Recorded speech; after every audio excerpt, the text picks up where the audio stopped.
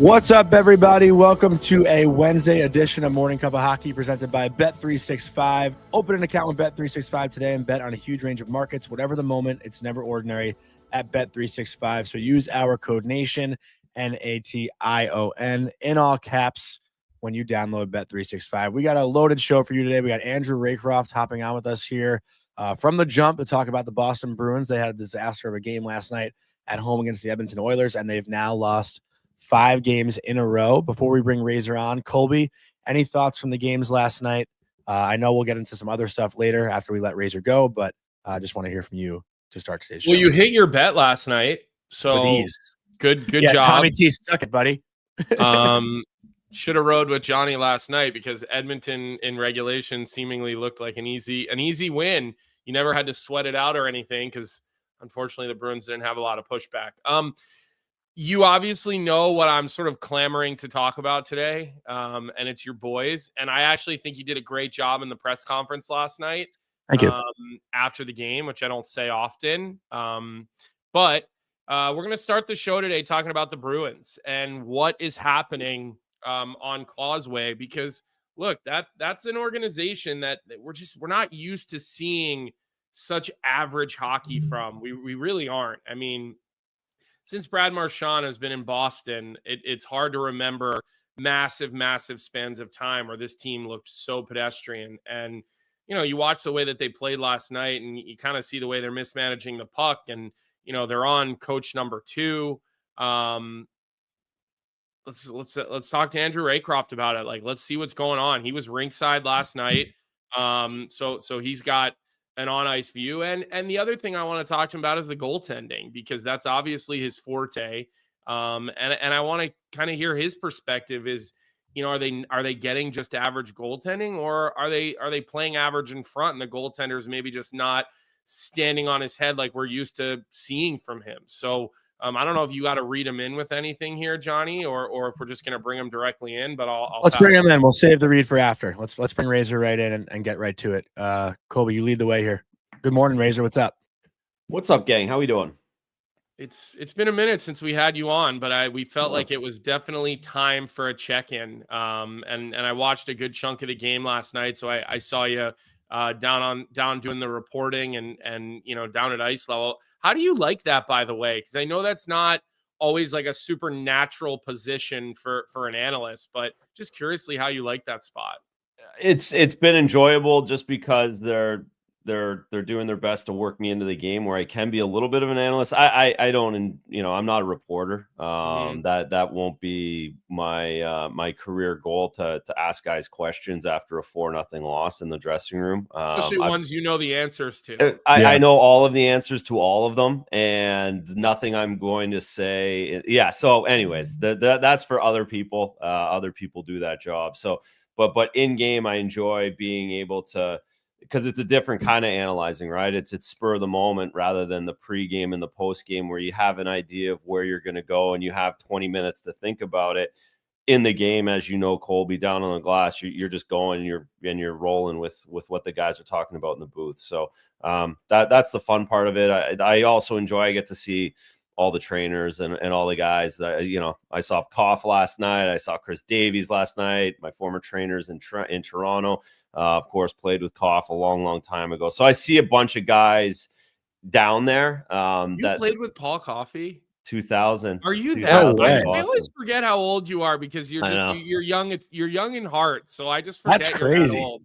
I am young at heart. I have a lot of Hoffers on my calendar, my resume that I got to play with. So I was lucky. A lot of them at the end, but yeah, I got to hang with a bunch of guys.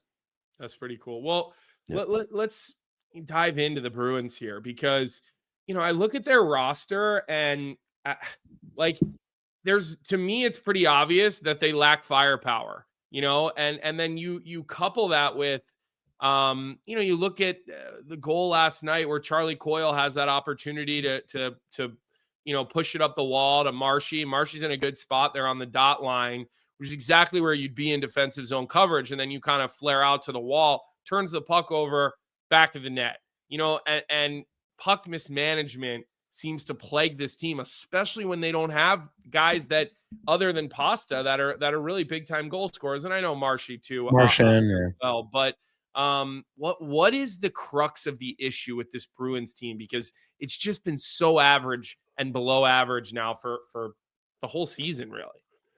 It has. You look at, I mean, you just look at this goal that you just showed on those. I don't know if everyone can see that, but I mean, a backhand play from Charlie Coyle below the goal line. It's just, they're forcing it in a big way right now on top of everything else. So a few things, right? There's a few things. One, Hampus Lindholm hasn't played for 6 weeks, 6.5 weeks, and it has absolutely had an effect on the back end. It's had an effect on the offense. It's had an effect on the power play. It's had an effect on everything. And I think there's been times where you've over or underrated what Hampus Lindholm meant to this team, winning the most games in NHL history. Like, this guy's legit. And you look at this left side, if everyone's watching, it's Wotherspoon, Zadorov, and Lowry.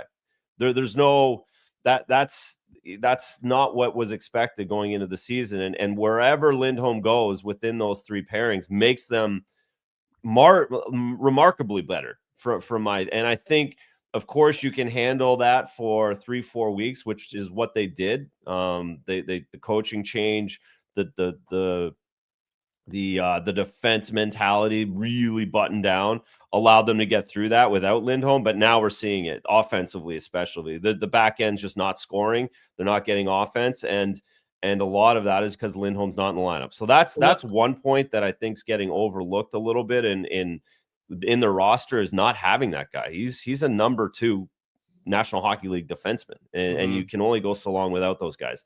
The other thing is, the players that they were relying on have been less than good enough. It's very simple. There's a lot of individuals that are having the worst years of their lives. And when you have 3 or 4 of those guys that you at least wanted 20 goals from that are only going to get 12, that's tough. And they're, it's their center position has not scored, and they have not got enough points, and they have not distributed the puck enough. And the power play is the third thing. It's just, they're at the point now where you can see it and you can feel it. When they get a penalty called on them, it's almost like, oh no, we have to do this. Oh no. Yeah.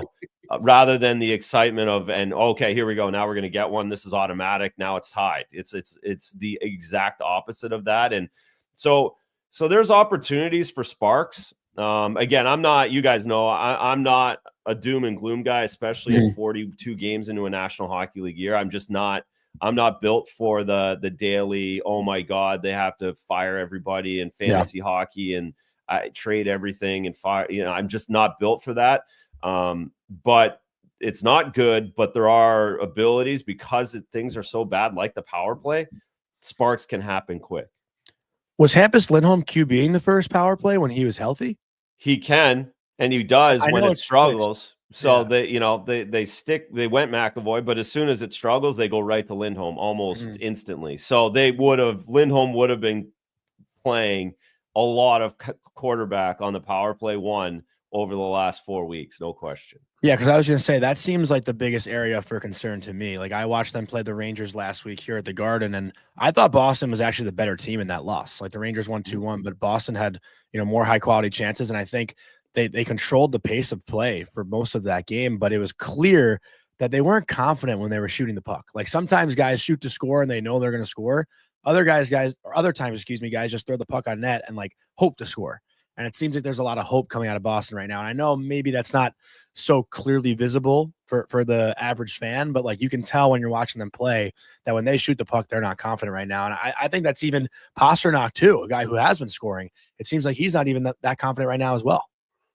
Well, yeah, you can just look at the numbers and deduce from that as well. And guys that had 20, the Fredericks, the Coyles, the Zaka, you can go all the way through. Basically everybody has not been where they expect themselves to be in scoring wise. And there's guys playing hard. They're playing extremely hard. They're playing with a lot of effort.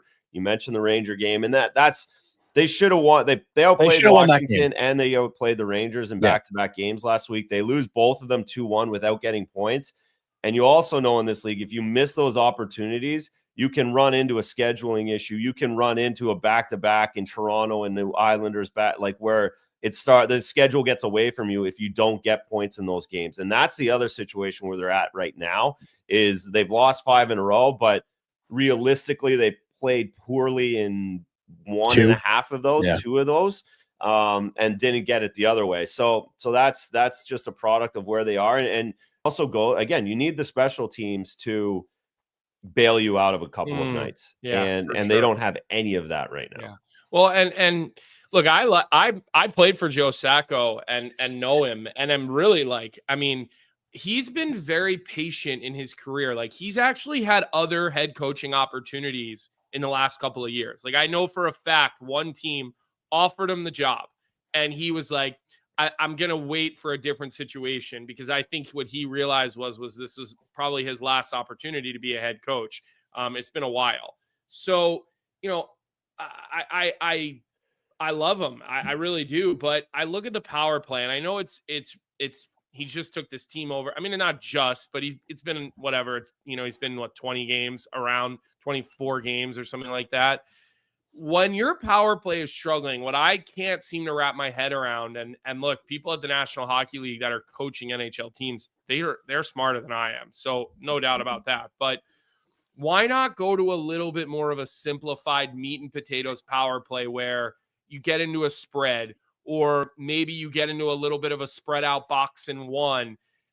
What I notice every time the Bruins get a power play, and I've seen Pasta doing this all year, he's overthinking the bumper. He's constantly trying to get it into the bumper, and it's constantly getting closed down. Yeah. And look, Pasta's a generational star player, like, who's not having his best year. Like, that happens to every superstar ever. But I wonder, when it comes to the power play, like, why not change it and simplify it and say, look, we're going to get 2 big bodies on top of the goaltender, and we're going to hammer pucks, and we're going to get some greasy goals. Because you look at the lineup, Razor, and you look at the group, like, I see a lot of middle 6 and bottom 6 forwards that play much further up the lineup than, in my opinion, and in their careers, they probably were best suited for.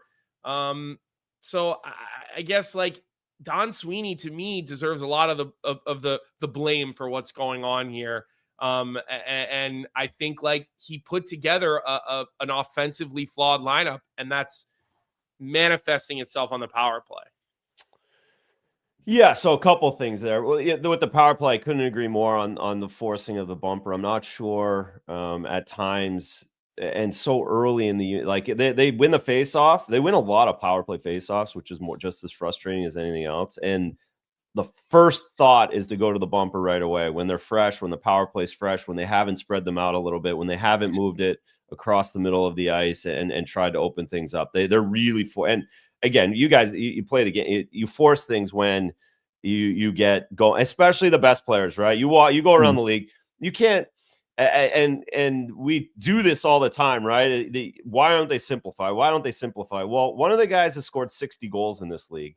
The other guy's got 110 points a couple times in this league on the other side. He's on Team Canada for 4 Nations. Their brains don't work simplify. Like, they don't want to play. They will retire before they play simple hockey. They don't see the game that way. A really good point. Like slugs like us. They just don't. Like, any good player you play with, they don't think of simplifying. They think that's a waste of time. They just force plays. Phenomenal point. It's hard to you don't take that out of those guys. I think there's ways to do it differently, right? There's ways to kind of fake them into thinking they're making plays, but make it simple. They need more shot options. Does Zadorov go to the top one of these nights? Do they put 2D out there? Do they put 5 forwards out there? Like, those are the things that you can kind of do to trick guys into playing a little more simple, the best guys. But it's tough. It's tough to do that. The other side of, like, I know we look at the roster, but like, going into the season, they needed to get a centerman. They needed to get a left-handed defenseman. Yeah. In the offseason. And listen, they got 110 points or whatever it was last season. Like they were very, very good last year. And you're like, oh, all they need is a number one center, and they need a big left-handed defenseman. And they went out and got those two things. Yep. Well, they were they very good, or did Swayman really cover a lot of it up? Well, but Swayman's on the Boston Bruins, so if Swayman was great and he made them better, they were better. Like that's the argument I never subscribed to. Yep. Yeah. You can't do that. Just like the Rangers can't do. Like you can't do that. They win the President's Trophy. Oh, it was all Shesterkin? No chance. Like the goalies are product of circumstance in front. Like again, we talked about the guys who aren't scoring now. They scored last season in the same league, the same kind of lineup. They scored last year. I mean, if anything, if we talk about anything that overexceeded, it was David Pastrnak probably should have won MVP last year in hindsight. I agree. What he did on his own, 58, whatever he scored, 112. Like he was like 50 points ahead of the next guy. Exactly. So if we want to talk about the difference, it might be him and how amazing the year was, and just like that was crazy in hindsight. But they went out and got and addressed needs. They just haven't got the production from those guys that they expect. And I'm not saying like name one of those guys. It doesn't matter who it is. I don't need to call them out. But name one of those guys and say they needed to get 35. They needed to get 50% more of their career numbers last year. They just needed to be like half of their career number last year, and they'd be in a good spot right now. Like the pace of some of these guys is so far away that I don't think any of us could have really seen it coming. The storm, the perfect storm of a lot of players not producing offensively together. Well, I kind of want to follow up with that, Colby, just because I spoke to Charlie McAvoy last week, and Razor, you talk about just what they added, what they needed, and there's been a lot of turnover in guys too. And this is what Charlie McAvoy said. Like they've always had a veteran group. And a couple of years ago, they had Taylor Hall and Nick Foligno. Last year, they had Pat Maroon, James Van Riemsdyk, Kevin Shattenkirk. Like while Zadorov and Lindholm, have been in the league for a while, I feel like those personalities are nowhere near the veteran personalities we've seen in the Boston locker room over the past few years. And then obviously, Bergeron and Krejci before that. And I feel like maybe that's undervalued too. Just the personality shift in their locker room. I think sometimes that can be a little bit of a bigger impact than people might think. It is. They're a young team.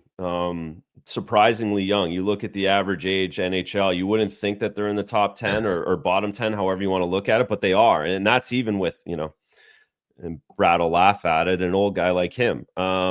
So there is a lot of pieces, moving pieces that haven't quite gelled. And again, that's just as much on the players, but it's not an excuse. You have 42 games. Other teams have figured it out, but it is a component of this. And I think last year there was so much emphasis, no Bergeron, no Krejci. There was an ability to really focus in on that. This year, there wasn't a lot to focus in on, and you've had a lot going on, whether it was Swayman to Montgomery. There's just been a lot the first half of the season that just typically doesn't happen. And they have an opportunity to figure it out and get together and come behind it. But I think to this point, there is something to be said for some of that chemistry and some of the changeover. Well, let's just say this. I would love to be a team that feels really bad about myself and still be in a playoff spot. I mean, like, that's not the worst thing in the world. And granted, things are really tight in the East, but if there was ever a year where you just like need to get in, it seems like that's right now. Yeah. I still think they missed though. Yeah, you said that on the show yesterday. I don't. Yeah. I don't think that they miss. I do think that they find their way in. Two more things for me, Razor, and I'll start with a more of a goalie-centric thing. And I think goaltenders make really good analysts in our game, whether it's you, whether it's Boosh. Like, there's a number of former goalies because you guys have seen, like, the game is always in front of you guys your whole careers. When I look at Swayman's numbers, and I'll be honest, like, I haven't watched the Bruins as much this year. Like, last year, I probably had more viewings on the Bruins than any other team. This year, not as much. They're just not as entertaining to watch right now. I just the honest truth of it. So when I look at Swayman's numbers and I listen to the narratives and, generally don't go with the narrative, from your point of view, like, is the pressure of the situation that he didn't sign, and then there was the public feud, and then he signed, and then like, how much does that weigh on a guy? And is that maybe why we're not seeing him at the Vezina quality level that we've seen him the last couple of seasons? And look, I can't tell you if he's been good or bad because I just haven't watched enough. But I'm just kind of curious from your point of view, like where you potentially see, because I think Bob Asenza is about as good a goalie coach as a team could ever have. I mean, he's unbelievable at what he does. Like, where's the disconnect with him? Or is it what's in front of him and just a narrative that I'm parroting that you don't agree with? Because that might be true too. So how much time do we have, right? One is there was noise. Of course, there's a lot of noise at the start when that you don't get off of that summer and then to just show up and feel great about everything and not have that in your head and not have all of that baggage kind of linger into the season, the start of the season. But I think they were all prepared for it, and whether it was or the front office, the team, the coaches, the player himself, I think they were all prepared for a few weeks of that, and I think that's in the background. That noise is in the background. His numbers. This team has given up 3 power play goals in a game 6 times this season. So if you're a goaltender and you're in net for an 8-goal game, a 7-goal game, a 6-goal game, and half the time in Carolina, your numbers get exploded. Like, especially in half a season, you've given up 18 goals in just 6 games of power play time. That just, your numbers cannot be sustained. You are not going to face enough shots for your save above expected to be in a decent spot, for your save percentage to be in the higher echelon of the teams. That's why this team has always had great numbers, because even when they lost 2-1. They lost 3-1. They wouldn't give up 5 goals in Edmonton like this group did a few weeks ago and lose 8-1. That crushes your numbers. Usually that would be a 3-1 loss. You would take those 5 goals off. That's 50 shots of save percentage. You're at 906 instantly, almost. So that narrative's a little bit like goals saved above expected. Per 60 isn't nearly as bad as where he is in the standings as well. All of that being said, there's been 2 or 3 games where it's like 1 goal he wanted back. And he's said this. He's said this, where there's probably over the season, there's been 5 or 6 goals that probably are worth 3 or 4 points that he would have taken care of last season or the season before. Now, this is a growing season for Jeremy Swayman. This was always like a bit of a development year for him, which is crazy to say for a guy getting a $64 million contract, but he's never been the starter. Yeah, he's had to work through playing 3 out of 4 games and giving up 8 goals and then playing the next night or 2 nights later without a lot of practice time, without a lot of goalie Bob time, having to go out and figure it out. So he's working through all that. He didn't do that in the minors, right? And he played 35 games in college. So he's never really had to play 60 games. And I think there's a lot to work through that as being the guy. I've gone to that spot and it's different. It just is. So I think that's a work in progress too, which goes back to kind of the different vibe in the room, the different way of doing things. They've had a rotation in that room for their goaltenders for 5 years now, 6 years now.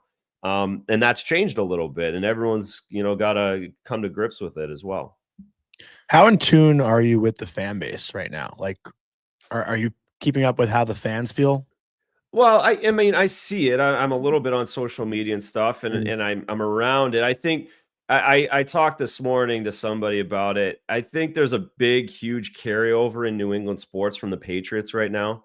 And they've been winning so much for 25 years. Yeah. That they've gone from winning to like straight 60 mile an hour, get rid of everybody. Like they're just in this fire mode, hate everybody. How are we out in New England? Yeah, the Red Sox, the Patriots, the Bruins, like, and the Celtics are just like the Celtics, whatever, like it's just these 3 teams matter more to everybody. And really, over the Celtics, you're gonna. well, no, the Celtics have like their pocket, but it's different not, though. Yeah, Yeah, Patriots, it's Red Sox, Patriots, Bruins, and then Celtics are kind of in their Really? own little. Yeah, and they have a lot of people over there, but Celtics Uh-huh. fans aren't really like other sports fans. It's just Yeah. it's a different vibe 100%. altogether. They're never bad.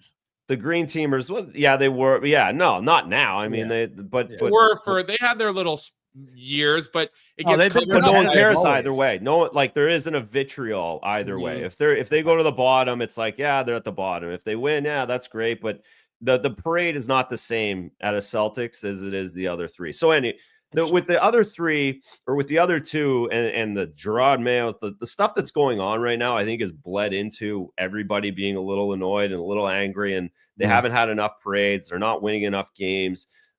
They can't stick their chest out as much. And the other thing too is, and you said it, Colby, is they haven't had a team that's like kind of fighting for. This isn't dire by any means. It's not dire. They're still like, they've lost 5 games in a row and they're still right there in the playoff mix. If other teams lost 5 in a row, their season's over, a la Buffalo Sabres. So they're in an okay spot, and they've literally won every single game they've played the last 3 years prior to this, like 2 President's trophies, Game 7. Like, so I think the fan base is just forgotten that the grind of the NHL can be here, that you don't just cruise through 5-0 victories at home 41 times a season.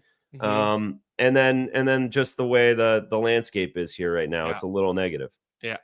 We have a comment in the chat from Maritimer of the Week. It's pretty funny, Razor. boy. This is for you. It says, "Hey Razor, when I was in I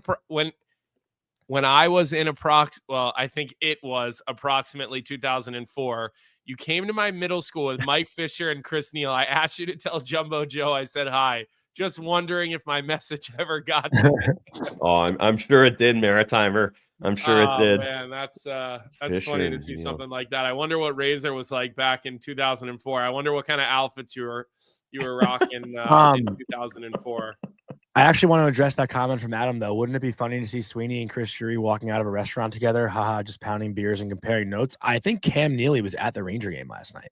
I'm pretty sure I saw him walking around the press box. Well, I mean, Well, you listen, can't miss him. everybody scouts. That's Yeah. People always make the biggest deal about a GM or a that's team a favorite president thing. in a building. Yeah. I love it when writers will be like, Oh, so-and-so's in the building tonight. Like, these guys are machines. The Yeah. amount of reports that they all file on every player in the National Hockey League. Like, I remember I was on a plane one time, and I ran into Basil McRae and Mark Eaton, right? We were flying home from the ECAC Final Four up in Lake Placid, and they went on their computer. Mark Eaton went on his computer into their scouting software, and he literally pulled up reports, and he hadn't even been working there, on me from like 10 years prior. It was just, they have reports on every player in the NHL, the AHL, like in college and junior. It's insane. So a big guy, like a big game person, it's not abnormal is all. No, but it was funny too, though. My cousin was at the game, and like he came up to the press box to say hi in between periods, and Cam Neely walked by, and my cousin goes, Cam. I'm like, dude, what the fuck are you doing? he ain't turning around in the press box. So That ain't happening. let me ask you one more question. And listen, I know you're in and around the club, and I look at where the Bruins are at, and I look at their cap situation, which is obviously tight. But then I look at next year, and you have a couple of guys that are signed long term, not too long term, but a couple that are legitimately long term. And then Geeky's an RFA, and Wahlstrom, and Beecher, and Brazeau's UFA, Colquitt. Like, there is an opportunity to really reshape your forward group this summer. Now, granted, some of them are guys you're re-signing. Like, I assume John Beecher as an RFA, you want to bring Beecher back. Like, it would almost be stupid not to. And same with Geeky. I would think. I mean, you would know better than me, but it is do you think there, and I know the Jacobs are never okay with not winning. I mean, those guys want playoff games and butts in the seats, but I don't know. Like, I wonder if the reason that, again, Sweeney was able to fire another coach and make another hire and do that. Like, I wonder if that's because they're like, look, let's just get to the summer and give him the opportunity to like go out there and kind of reshape this forward group. I mean, I'm just trying to go bigger picture here and wonder what you see in the future.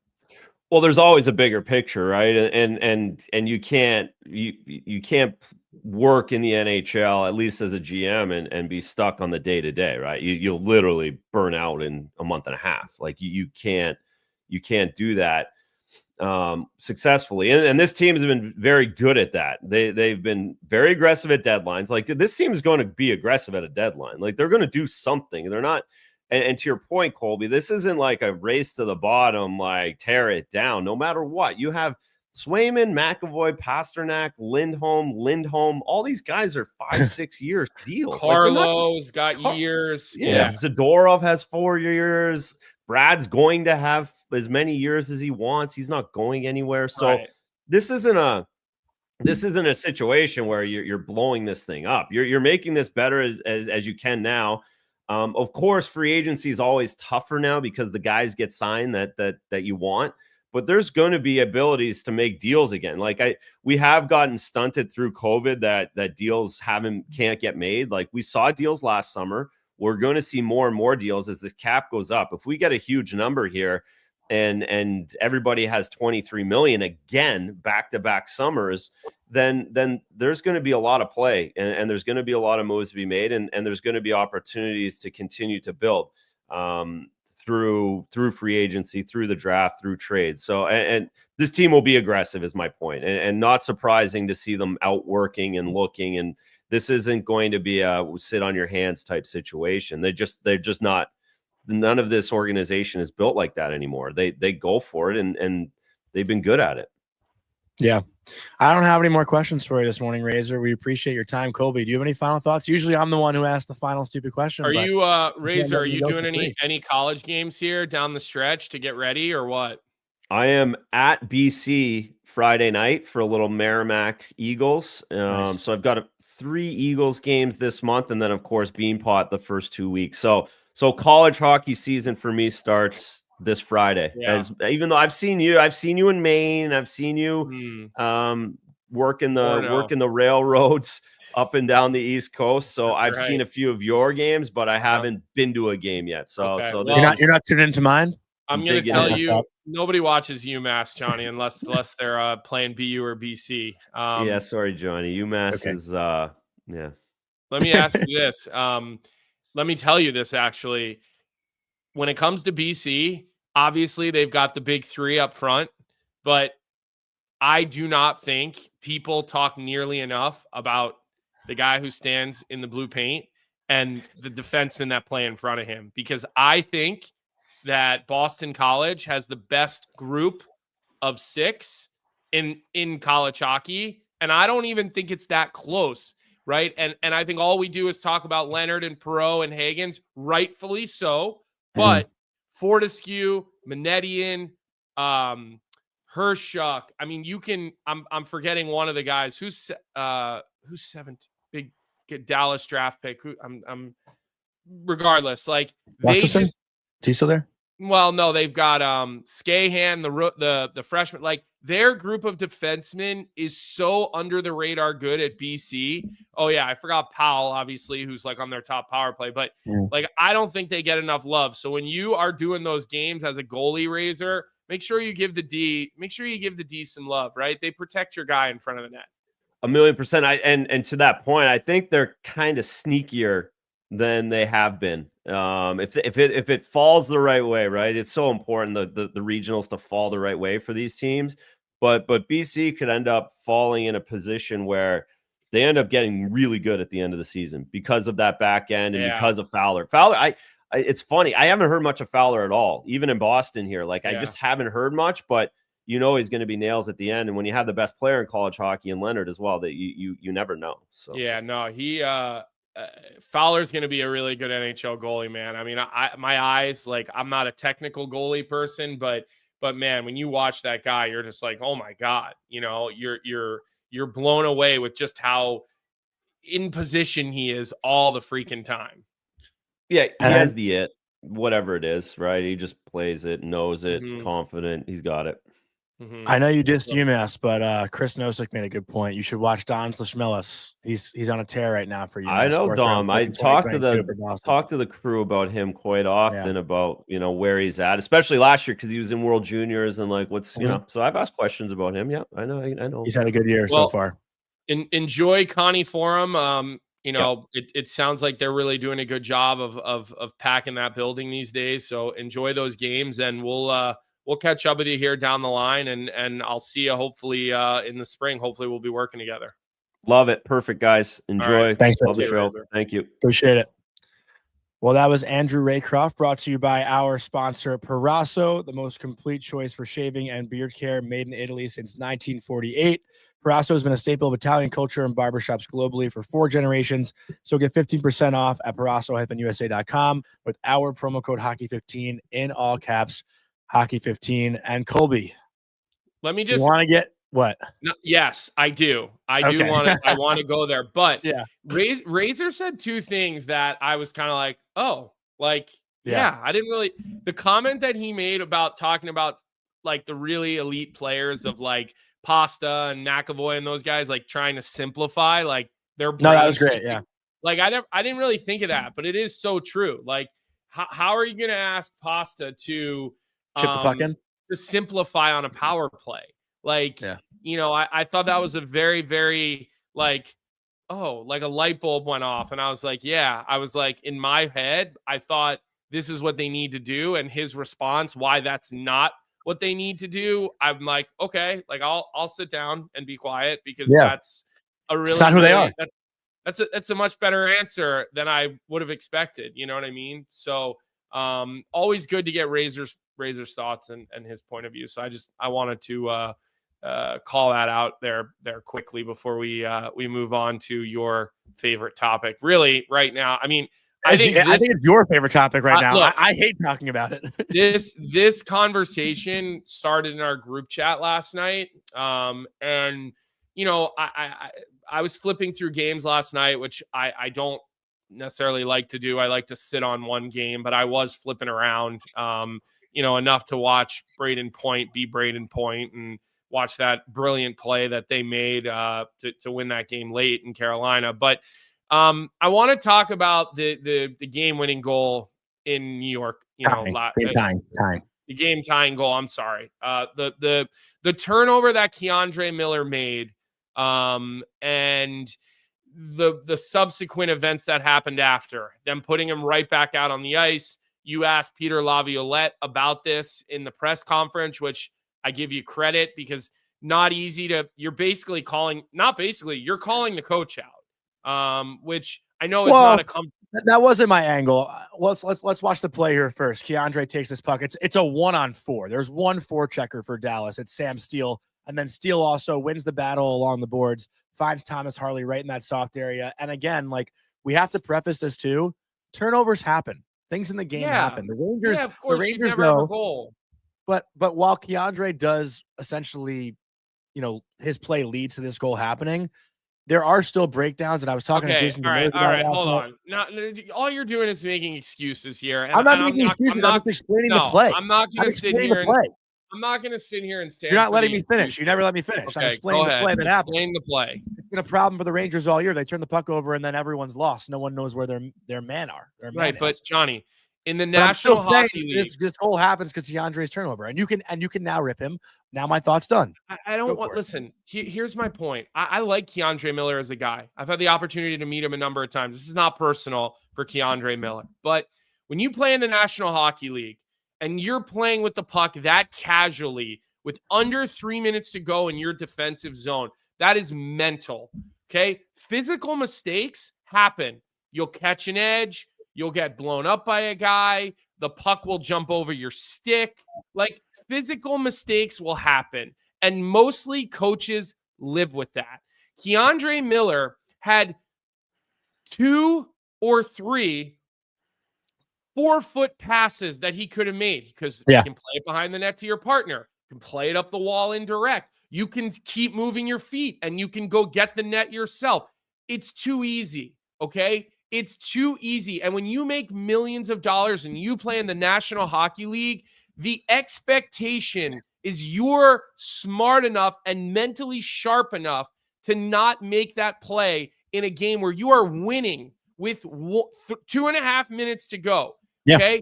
That is a mental mistake. That is a joke. That is a lack of, I don't know if it's a conditioning issue because you're tired at the end of the game. It's being engaged. Like being engaged. That is just totally unexcusable. Okay. It's unexcusable for the player. It's unexcusable that they put him back out on the ice. Like I said this on Twitter last night. That is an American League mistake. And I would know very well what those look like. Okay. I would know very well what American League mistakes look like. I was an American League player 98% of my career. Okay. So that is completely unacceptable. And if I'm a New York Ranger fan, I am irate by that.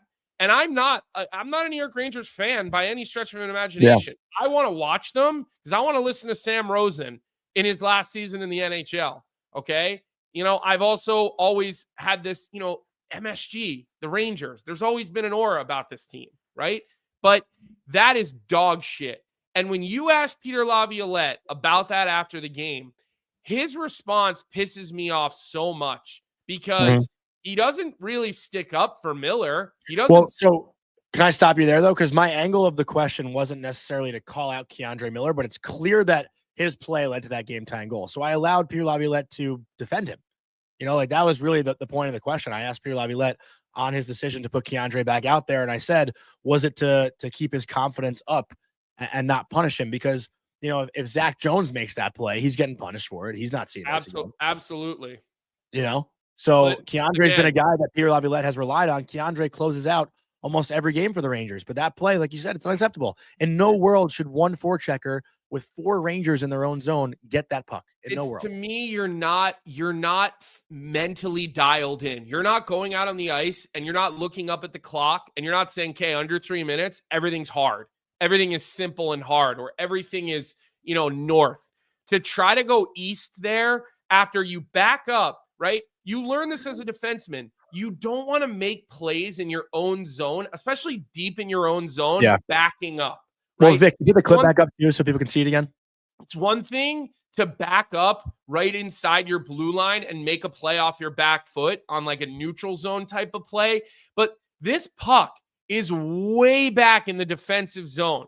Okay. And one thing, Colby, Steele's stick is in the passing lane that K'Andre goes never to. Takes a stride, though. You learn at the youngest age of high-level hockey. You don't make plays when your feet aren't moving. Every defenseman is taught this. As a college player, I know Tony Granato talked to K'Andre Miller about making plays with his feet moving in college hockey. So I watch that play, and if I'm a Ranger fan, I'm throwing my phone off the wall. That is infuriating. And his answer, Peter Laviolette, is infuriating. To me, it's just a complete lack of public accountability. And we live in a public world. Yeah. I understand some things stay in the room. I respect that. But it feels like a total, if I'm sitting on that bench and K'Andre, who has had his struggles this season, along with a host of other guys, makes that play and then goes out the next shift, I'm fucking pissed off. Yeah. Like, you're captain of your team, which I know doesn't exist right now. That pisses me off. It pisses me off if you're Will Cooley and you see Mika Zibanejad playing casual constantly and going back out on the ice. That pisses you off. I get it. Some guys make more money than others, and that's a real reality, and those guys get a longer leash. But how long is the leash? And I know the Rangers started the game well, and your boy Lafreniere decided to play hockey last night for the first time in 2.5 months. Maybe he'll get 45 points this year, maybe. But that play got under my skin, and I like K'Andre Miller. I like the guy, but that pissed me off. It really did. I was going to say, I don't even think they started the game that well. They had a good 4-minute spurt where they scored 3 goals, but Dallas was in control of the game, like essentially the entire game. I mean, the Rangers had a good push in the third period, but I thought that first period was like so bizarre. The Rangers had no business being up 3-0. I mean, they just finished. Well, their they were chances. opportunistic. They finished their chances. But that but back that's to one of those things, Johnny, where I always say, like, it's like when we say, oh, they won because of the goalie or this. Yeah. Like, they were opportunistic. Yeah. That counts. That's part of the power play is what wins them games. Well, the power play is part of the game. You know what I mean? So Jax just wrote, no one is accountable. It's unbelievable. And that's what I wanted to address, because when Capo Caco got scratched, we had Mike Rupp on here. He called it phony accountability. I said the same thing. Yeah, I said it's chicken shit. Okay, sorry. I didn't mean to nitpick. Yeah, I'm just saying, like, don't act like I didn't have a fucking opinion about dude, it. Sorry. And then the Rangers scratched Chris Kreider and call it a healthy scratch in Jersey. They call it a healthy scratch because I think they want to make it seem like they're holding a guy accountable. But Kreider's had back issues, and he's now been out with those back issues the past couple of games. So this accountability thing, it's all a bit of, it's phoniness right now. And putting Keandre back out there and then not answering the question, like saying, hey, I believe in Keandre. He made a mistake. I wanted to get him right back out. Like, that's all you could have said. Yeah. Just say you believe in the guy. And listen, I got to tell you something. I understand this now more than I even did as a player, because I coach, and I granted it's not the NHL, but it's the only guy accountable, by the way, is Vinny Trocheck. It's a league that sends players to Division I hockey, right? So we're talking about real hockey, high level hockey players. Like, I understand the difference, and I'm learning the difference between you want to get a guy right back out there when he makes a mistake, because you're right. You want to make sure that it doesn't sit there and weigh on their mind, and you don't want it to snowball. Like, I understand that and dealt with that as a player plenty of times and made plenty of mistakes. Even, when I was playing at the top of my game, when I was a college player, when I was an All-American, getting a shit ton of opportunity, playing on one of the best teams in the country, right? At that level, Division I hockey. And even in the American League, getting a ton of opportunity as a top, at the time, before I became a suspect, a real prospect for my teams. So I get it. There are times where you just got to get him back out there. Yeah. Keandre Miller is not a rookie. Keandre Miller makes a good chunk of money. Keandre Miller's struggles have been widely documented. Just go to Sean Avery's social media, okay? Every night, right? Every night. We were talking to a friend of ours who plays in the NHL last night. He said, you got to get him out. Right. We had our group text going, and he started with that in the group text. Okay. So that was before that play. Exactly. So that play, it didn't sit well with me, Johnny, but I think Peter Laviolette's response to you is what really drummed me up. And to answer your question, Fabs plays games. No, I do not skate or play beer league I do. at all. Johnny does for the both of us. So I see everybody in the chat, Phil Housley. Listen, I'm not on the bench, and here's what I will tell you. Most of the time when a player gets benched, it comes from the head coach going down and saying that's it for that guy, or like that's what I've seen on benches I've been in.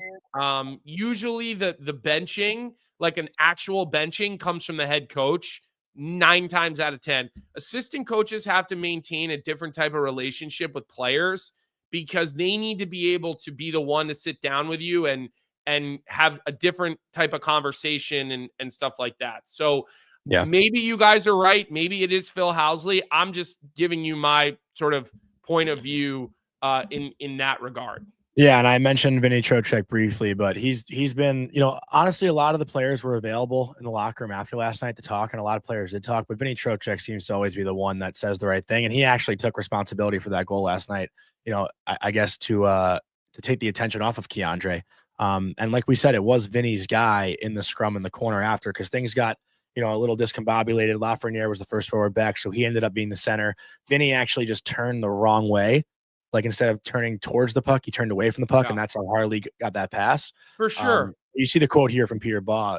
He's just, and you saw the reaction from Trocheck on the ice. Read it just for people that are audio only, Johnny. Make sure you read it. For audio only, this is what Vinny Trocheck said on the tying goal. My fault in the fourth goal, so it doesn't really mean anything if you don't win the game. And that was in regards to his 2 goals and 3 points on the night. And you could see if you do watch the replay, Vinny was, visibly frustrated. Yeah, And but no, one more thing. The last thing about that game last night, though, is like that was the first time in a while, and the Rangers have had some positives lately, but in a home game where it felt like they were the team that we watched last year. And again, Dallas was the better team for most of that game, but the Rangers' effort was there. The execution was there for the most part. They had a couple defensive breakdowns that ended up in the back of their net, but that was a game that they should have won 9 out of 10 times. Mm-hmm. Yeah. Well, I think the last thing I'll say, Johnny, and when you're at that level of hockey and you're a winger or a center, when you have that wasn't a 50-50 puck. That wasn't a maybe we have possession or don't. No. That was we have clear possession for, I don't know, 4 Mississippi, right? Think of it. He picks up the puck all the way on one side of the ice and ends up in the far corner. And calls lingering off. Like you're going to your spot. You're getting to your spots. Like if I'm coaching, my wingers are getting to their spots. If we give up a goal, it's because we just made a bonehead turnover. So that pissed me off and fired me up. That's it. We really haven't actually talked about the Rangers as much lately because they've just been more. It's not worth talking about it. Yeah, it's not worth talking about. It's been more of the same. I know there were some other things that happened around the league, but I know we're starting. Columbus big win in a playoff spot today. Patty Kane and the Red Wings have won 5 in a row. Another one to talk about, I think, which is really cool for the college hockey people. Colin Graff, Macklin Celebrini, Will Smith on a line for the past couple of games in San Jose. All 3 were Hobie Baker nominees last year. I don't think that's ever happened. And all 3 of them chipped in on a goal as well, which I think is the first time that's ever happened. Smith's starting to find his game. And I don't know if you saw the empty net goal for Vegas last night. Celebrini tried to get through Stone, and he learned a hard lesson about playing against Mark Stone in open ice like that. It's also been, the Toronto Maple Leafs are seemingly putting their foot on the gas here. Since the holiday break. I mean, and we'll talk about a little bit more about Toronto tomorrow. But look, things are tight. And going west a little bit, Minnesota has got 4 in a row, 6 out of 7 after a bad slide. That's what I was saying yesterday. Like, there's only a couple of teams I feel like that are sitting above everyone else. Maybe like teams 1 through 4, right? Like Vegas and Colorado's there. Colorado. That I wanted to ask Raycroft about Blackwood. I completely forgot to bring that up. And then everybody else, teams like 6 through like 20, I feel like are really similar, or 6 through 15, we'll say it, are pretty equal. So we're going to spend a little bit more time on that tomorrow. I think we have Pat tomorrow as well. I think, right? Pat said he'll be coming on, and we're working on a really cool, different guest from the NHL, Brant Berglund, who does a lot of NHL Edge. What? Maybe not tomorrow, but we're going to try to get him, right? Yeah. Whether he can get the approvals from the league by tomorrow or we get him next week, we're gonna stay on that. As always, I'll just remind you guys, if you're here today, give us a like on the episode and make sure you subscribe to the Daily Faceoff YouTube page. Also, give us an idea. Like, we've been talking about doing some other types of guests. I would love to bring on like an equipment guy for I have a friend who was the Flyers equipment guy forever. He did his whole life with the Flyers doing their equipment. Derek Settlemeyer, he's got a great show called Nasty Knuckles. Would love to get him on and give you guys an idea of what that looks like. And we want to try to get a video coach on here from the NHL, stuff like that. We want to try to bring you some different perspectives of day-to-day life for people and that work in and around the game. So let us know, tweet us, message us, probably DM Johnny. He's so much better about that stuff. I'm so shitty with my phone these days because of it's so different now with 2 kids. You don't have the opportunity. So Johnny, let's get to 365 here and then let's keep her moving. Yeah, tonight's bet we hit last night with ease. Hopefully it's with ease again tonight. We're going with the Florida Panthers money line -135 on the road in Utah. Utah's lost 6 out of their last 7 games. They're coming back home from a 4-game road trip. Sometimes the road trips do affect how teams play, but they've had a couple of days of rest here. I'm just banking on the fact that Florida is the better team, better goaltending, better all around talent. Utah has been solid. They're sticking around in the West, but the late stretch has not been good for the Utah Hockey Club. So they're struggling to find the back of the net.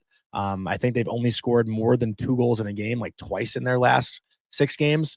So we're taking the Florida Panthers tonight on the road, looking for a comeback game after their loss in Colorado the other night. I'll just remind you of 3 things. Yeah. You said Seattle and Utah would make the playoffs, and you said Florida was, and you said Colorado was cooked. You did. When did I say Colorado was cooked? You said that in our when we did our beginning of the season prediction. There's no way I said Colorado was cooked. I wrote it down. I have it on my notes. Those were 3 predictions you made. Those were 3 predictions you made. And I don't believe the Colorado one. I know for a fact I said Seattle and Utah. The Colorado one, I think you're making up. Do you think Loft's getting 100 this year? Dude. Do you think he's going to get 100 if you combine? Just stop. Okay. All right. Just stop. I feel bad. You're so defeated about that. It's almost not fun to rib you.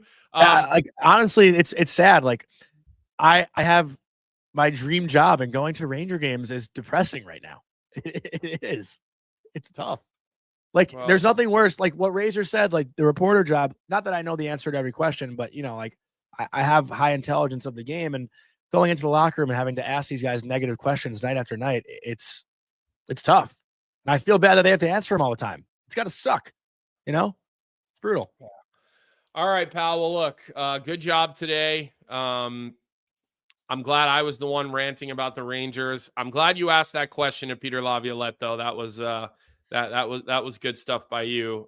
So that's all we got for today, everybody. So like I said, give us a like on the episode, follow the YouTube, and really, the more you guys will interact with us and the more you guys respond to our videos, whether they're on Twitter, wherever they're posted throughout our socials, Daily Faceoff socials, or Johnny's DMs, hit us with who you guys want to hear from. And I see some of your guys' things, and I saw you guys put a lot of GM names in here. Just remember something. A GM that comes on our show is going to mostly be boring. They're not going to actually say anything.